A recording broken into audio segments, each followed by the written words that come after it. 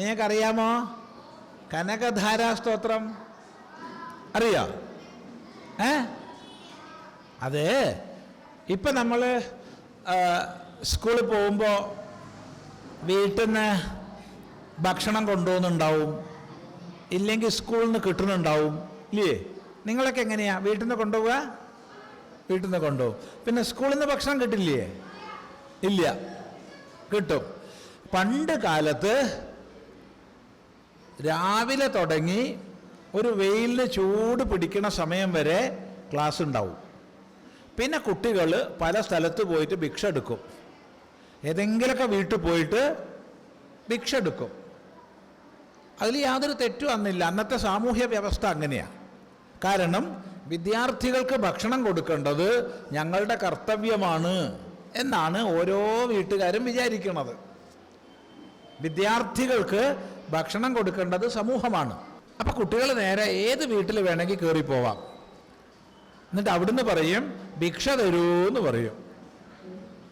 അങ്ങനെ ഉള്ള ചിട്ടയിൽ നമ്മുടെ ശങ്കരാചാര്യർ കൊച്ചു കുട്ടിയായപ്പോൾ ബാലശങ്കരനാ ഒരു വീട്ടിൽ പോയി. വീട്ടിൽ പോയിട്ട് അമ്മേ വല്ലതും തരണേന്ന് പറഞ്ഞു. വീട്ടിലത്തെ അമ്മ നോക്കിയപ്പോഴോ ഒന്നുമില്ല. ചോറില്ല, കഞ്ഞിയില്ല, ഒന്നുമില്ല. എന്നാ പോട്ടെ അരി കൊടുക്കാന്ന് വിചാരിച്ചാൽ അതുമില്ല. എന്താ ചെയ്യാ? ഒരു കുട്ടിക്ക് ഒന്നും കൊടുക്കാതിരുന്നാൽ വലിയ സങ്കടമല്ലേ? ഈ അമ്മ അകത്തെല്ലാം പരിശോധിച്ചപ്പോൾ ഒരു പാത്രത്തിൽ ഒരു ഉണക്ക നെല്ലിക്ക ഉണ്ട്.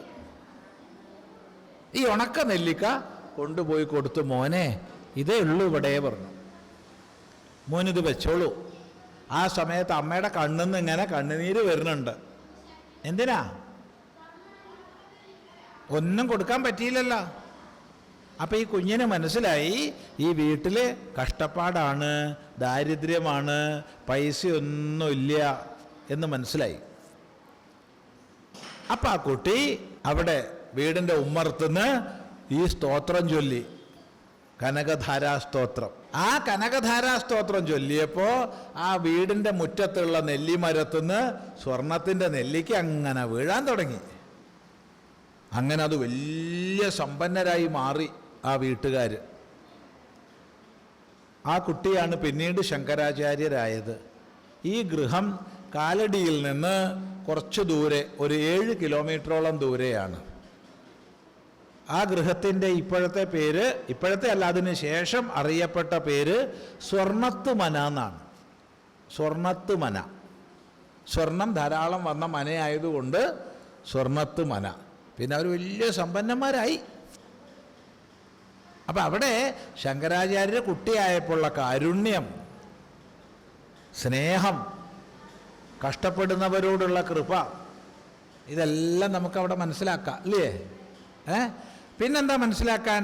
ഉള്ളുരുകി പ്രാർത്ഥിച്ചാൽ ആർക്കായാലും അത് ഫലം ഉണ്ടാവും. തനിക്ക് വേണ്ടിയാണോ പ്രാർത്ഥിച്ചത്? അല്ല, ആ പാവ അമ്മയ്ക്ക് വേണ്ടിയിട്ടാ. ഇതുപോലെ നമുക്കൊക്കെ നമ്മുടെ ചുറ്റുപാടുള്ള ലോകത്തിന് വേണ്ടി എന്തെങ്കിലുമൊക്കെ ചെയ്യണ്ടേ? വേണ്ട? വേണം. അത് പലതാവാം. എല്ലാവർക്കും കനകധാരാ സ്തോത്രം ചൊല്ലി അല്ല വേണ്ടത്. അപ്പോൾ നമ്മളാൽ കഴിയുന്ന സേവ നമ്മൾ ചുറ്റുപാട് ചെയ്യണം. നമ്മളാൽ കഴിയുന്നത് എല്ലാവരും അത് മനസ്സിലാക്കണം. ശരി.